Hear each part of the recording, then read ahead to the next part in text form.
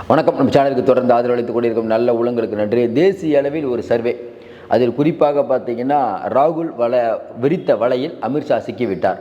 எப்பயுமே பிஜேபி தான் அந்த ஸ்ட்ராட்டஜியை முடிவு பண்ணணும். ஆனால் இன்றைக்கி தெரிஞ்சோ தெரியாமலோ வியூக வகுப்பாளரான அமித்ஷா ராகுலுடைய வலையில் சிக்கிவிட்டார். என்ன அந்த வலை?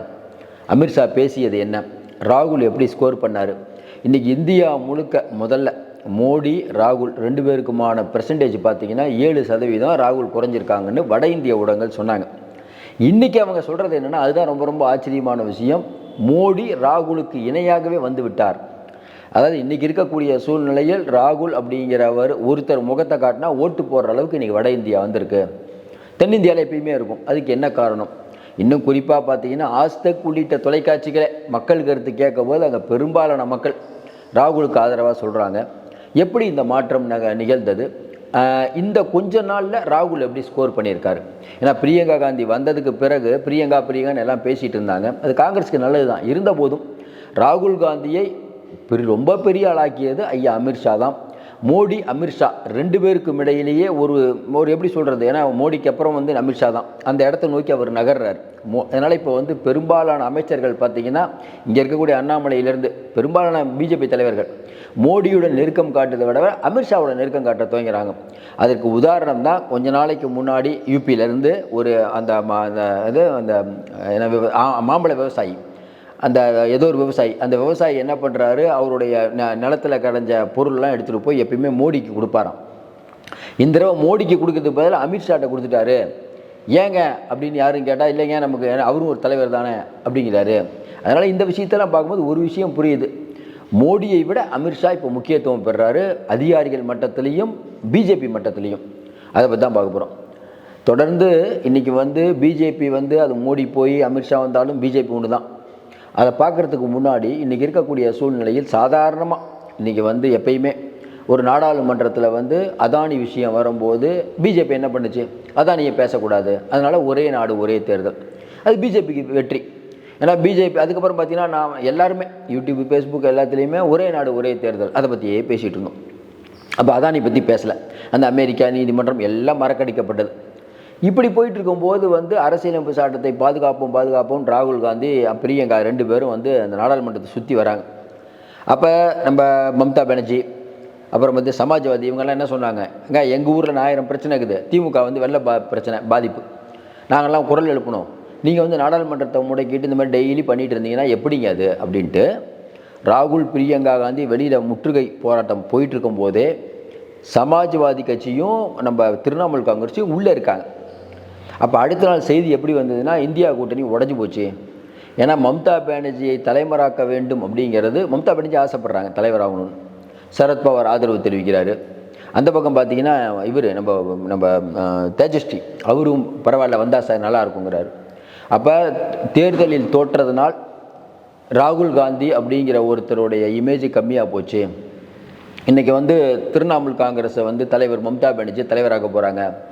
பிஜேபியுடைய நோக்கம் என்ன? காங்கிரஸ் இல்லாமல் யார் வந்தாலும் உங்களுக்கு பிரச்சனை இல்லை, ராகுல் காந்தி பிரியங்கா காந்தி வரக்கூடாது. அப்போ பிஜேபியுடைய திட்டத்துக்கு எல்லாரும் இந்தியா கூட்டணியை உடன்படுறாங்க அப்படின்னு தான் பேச்சு வந்தது. அப்படி தானே பேச்சு வந்தது கொஞ்ச நாளைக்கு முன்னாடி. அதாவது மம்தா பானர்ஜி தலைவராகிறார், ராகுலுக்கான முக்கியத்துவம் குறைக்கப்படுகிறது, அதனால் இந்தியா கூட்டணியிலே இப்போ தலைமை இடத்துக்கு மம்தா பானர்ஜி வராரு. இப்படி போயிட்டுருக்கும்போது ராகுல் காந்தி அமைதியாக போயிட்டுருக்கும்போது உள்ளே எல்லோரும் மம்தா பானர்ஜி இவங்கெல்லாம் உள்ளே இருக்காங்க. அப்போ அடுத்த நாள் பத்திரிகையில் பாருங்கள், காங்கிரஸ் வெளியில் ஆர்ப்பாட்டம் பண்ணுது, சமாஜ்வாதியும் இவங்களும் உள்ளே இருக்காங்க, கூட்டணி உடஞ்சிருச்சு அப்படின்னு. திடீர்னு பார்த்தீங்கன்னா திருப்பம் என்னென்னா, அமித்ஷா அம்பேத்கரை பற்றி தப்பாக பேசுனது. அம்பேத்கரை பற்றி தப்பாக பேசுனதுக்கு பெரிய அளவுக்கு கண்டனம் தெரிவித்து இன்றைக்கி நாடு முழுக்க இதை கொண்டு போனது காங்கிரஸ் தான். ஏன்னா அங்கே தான் இந்தியா ஃபுல்லாக இருக்காங்க. இதை பெரிய அளவுக்கு நாடாளுமன்றத்தில் பேசுனதும் காங்கிரஸ் தான்.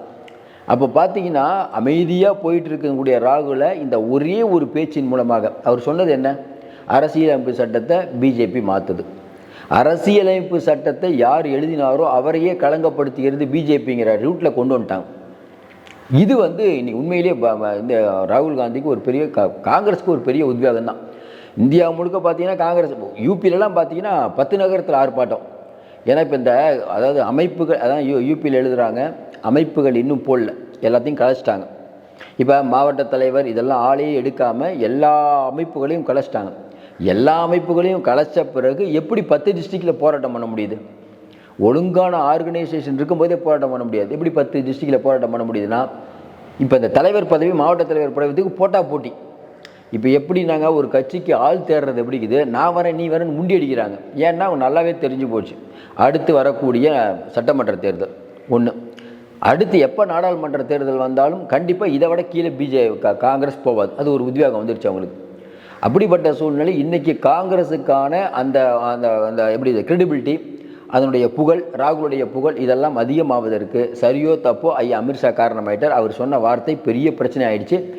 இந்த காக்கா உட்கார பழம்பத கதையாக ஏற்கனவே அரசியலமைப்பு சட்டத்தை தூக்கிட்டு இருக்கும்போது நிறைய பேர் கூட கேட்டாங்க, ஏன்னா எப்போ பார்த்தாலும் அரசியலமைப்பு சட்டத்தை தூக்கிட்டு இருக்கீங்கன்னு. சூப்பராக அமைஞ்சு போச்சு. இப்போ இந்தியா முழுக்க நடத்தப்பட்ட சர்வேயில் இந்த மாதிரி விஷயம் வந்த உடனே இப்போ பிஜேபி இதை எப்படி எதிர்கொள்ளும்? இந்த ஒரு விஷயத்தை காங்கிரஸும் மற்ற எதிர்கட்சி என்ன நினைக்கிறாங்க, இப்போ காங்கிரஸே விட்டால் கூட எதிர்கட்சி விடாது. அது குறிப்பாக கெஜ்ரிவால் என்ன பண்ணுறாரு, நம்ம ஸ்கோர் பண்ணிடணும்னு கடைசியாக தான் லைனுக்கே வராரு. அவர் அமைதியாக இருந்தார் கொஞ்ச நாளாக. திடீர்னு பார்த்தீங்கன்னா அம்பேத்கரை இழிவுபடுத்தி விட்டார் அப்படின்னு அவர் வர்றார். ஏன் அப்படி? அதுக்கப்புறம் பார்த்தீங்கன்னா இவர் நிதிஷ்குமார் பேச்சே இல்லை. ஏன்னா அடுத்து 10 மாதத்தில் நடக்கக்கூடிய நிதிஷ்குமார் அங்கே தேர்தலில் கண்டிப்பாக எதிரொலிக்கும். அப்போ சிராக் பாஸ்வான் சிராக் பாஸ்வான் விடுங்க, எந்த நம்பிக்கையில் இவங்கெல்லாம் அடுத்து போய் பட்டியலின மக்கள் அணுகுவாங்க? அப்போ பெரிய ஒரு சிக்கல் இருக்குது. இந்த வீடியோ சும்மா விடாது. இந்த வீடியோ எந்த அளவுக்கு பாப்புலர் ஆகணுமோ ஆகிட்டாங்க, இனிமே ஆகும். ஆனால் எல்லாருக்கும் ஒரு பயம் என்னென்னா, இது 10 மாதம் இருக்குதே பீகார் தேர்தல், அது வரைக்கும் இந்த படம் ஓடுமான்னு. அது கஷ்டம்தான். இன்றைக்கி இருக்கக்கூடிய நேரத்தில் அடுத்தடுத்து இஷ்யூ வந்துக்கிட்டே இருக்குது. ஆனால் பிஜேபி பொறுத்த வரைக்கும் நமக்கு நல்லாவே தெரியும், ஏதோ ஒரு இஷ்யூ கண்டிப்பாக வரும். இதை இவங்க மேக்கப் பண்ணுறதுக்கு ஏதாவது பட்டியலின மக்களுக்கு ஏதோ ஒன்று அறிவிப்பாங்க. இல்லை நம்ம நிதிஷ்குமார் பெண்களுக்கு பணம் கொடுக்கறது இன்னும் கொஞ்சம் என்கரேஜ் பண்ணுவார். இப்படி என்ன வேணால் பண்ணலாம். ஆனால் என்ன பண்ணாலும் இந்த களங்கத்தை போக்க முடியாது. எல்லாத்தையும் தாண்டி உத்வேகம் என்ன, இன்றைக்கி அனைவராலும் பேசப்பட்டிருக்கக்கூடிய காங்கிரஸ்லாம் முடிஞ்சதுப்பா அப்படின்னு இப்போ நீங்கள் இந்த தடவை காங்கிரஸ் தோற்றுருந்தால் கொஞ்சம் நிலைமை பாருங்கள். இந்த தடவை காங்கிரஸோட நிலைமை தோற்றுருந்தாங்கன்னா முடிஞ்ச கதை வக்பு வாரிய விஷயத்துலேருந்து எல்லாத்தையும் மோடி பண்ணியிருப்பார். இன்றைக்கி அவருக்கு ஒரு கடிவாளம் போட்டுச்சு. அது மட்டும் இல்லாமல் இன்றைக்கி இருக்கக்கூடிய நேரத்தில் தேர்தல் ஆணையத்தை வச்சு ஜெயிக்கிறாங்க, அதாவது காங்கிரஸ் தோக்கலிங்க தேர்தல் ஆணையத்தை வச்சு தான் ஜெயிக்கிறாங்கிற அழுத்தமான விஷயம் மக்கள்கிட்ட போய் பதிஞ்சிருச்சு. இப்போ இந்த அழுத்தமான விஷயம் மோடி அமித்ஷாக்கான செல்வாக்கு இறங்குமுகம், ராகுல் பிரியங்காவுக்கான ஏற்றம் ஒன்றும் இல்லை. இப்போ கொஞ்சம் நாளைக்கு முன்னாடி மகாராஷ்டிராவில் அந்த என்கவுண்டரில் இறந்தவர், அவர் வீட்டுக்கு போய் ராகுல் எல்லா இடத்துக்கும், அது சாம்பல் நாளும் போய் நிற்கிறார், எல்லா இடத்துக்கும் போகிறாரு. அப்படிங்கும்போது காங்கிரஸுக்கான எப்பயுமே ஒரு அரசியல் கட்சி என்னங்க பண்ணணும், மக்களுக்காக குரல் கொடுக்கணும். இன்றைக்கி இந்தியாவில் ஏன் ராகுல் காந்தி வேணாங்கிறாங்க? ஒன்று காங்கிரஸ் கட்சி பெரிய கட்சி, அதையும் தாண்டி மற்றவர்களுக்கு இல்லை அதை குவாலிட்டி. நீங்கள் பாருங்களேன், இந்தியா முழுக்க நீங்கள் அரசியல் கட்சி தலைவர் தான் ராகுல் காந்தி. இவங்க சொல்கிறாங்களே அங்கே இப்போ கொஞ்ச நாளாக பாருங்கள், எந்த ஏரியாவுக்கு போகிறதில்ல. அங்கே சாம்பல் எந்த இடத்துல பாதிக்கப்பட்டவங்களோ அங்கே போய் நிற்கிறாங்க காங்கிரஸ். இதுதான் காங்கிரஸுடைய ஒரு கட்சியை வளர்க்கணும்னா இதானங்க வேணும். அதுவும் இல்லாமல் கொஞ்ச நாளாகவே கொஞ்சம் அதிரடியாக தான் பண்ணுறாங்க. இந்த யூபியில் கலைச்சதெல்லாம் பார்த்தீங்கன்னா ரொம்ப அதிரடியான நடவடிக்கை தான். யூபியில் மொத்தமாக கலைச்சி போட்டு விளையாடுங்க. யூபியில் எனக்கு காங்கிரஸ் ஓரளவுக்கு உத்வேகம் கண்டுட்டு இருக்குது. காங்கிரஸுக்கு மக்கள் வாக்களிக்க தயாராக இருக்காங்க. ஆனால் என்னென்னா காங்கிரஸ் மேலே ஒரு நம்பிக்கை வரணும். இப்போ நம்பிக்கை வந்துருச்சு இல்லை. அப்போ அரசியலமைப்பு சட்டத்தை அமித்ஷா இப்போ நீங்கள் மக்கள்கிட்ட யார்கிட்ட வேணால் போய் கேளுங்க, அமித்ஷா அம்பேத்கருக்கு விரோதியான ஆமாம் அவருடைய உள்மனசு தான் வருதுங்கன்னு பெரும்பான்மை. நீங்கள் என்ன தான் இல்லைன்னா அப்படி பேசல, இப்படி முடிஞ்சு போச்சு கதை. அதை மேக்கப் பண்ணவே முடியாது. அதை மேக்கப் பண்ணுறதுக்கு நிறைய வேலை பண்ணுறாங்க. அதையும் தாண்டி இப்போ பட்ஜெட் வருது. பட்ஜெட்டில் இன்றைக்கி இருக்கக்கூடிய சூழ்நிலையில் சிக்கல் என்ன, நீங்கள் மாநிலத்துக்கு இல்லை உங்கள் நலத்திட்டங்களுக்கு எவ்வளோ செலவு பண்ணுவீங்க? பணவீக்கம் கம்மியாக போச்சு.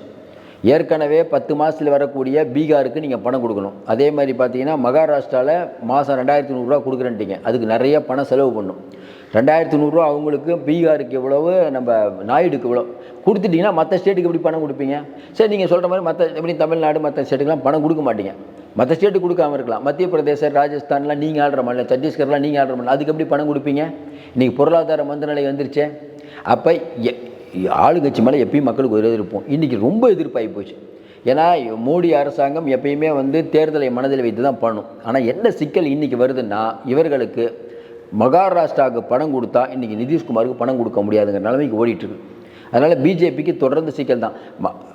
டெல்லி தேர்தல் கண்டிப்பாக ஒரு பரீட்சை தான். இப்போ என்ன பிஜேபிக்கு ஒரு நம்பிக்கைனா, காங்கிரஸ் நல்லா வளருது டெல்லியில்.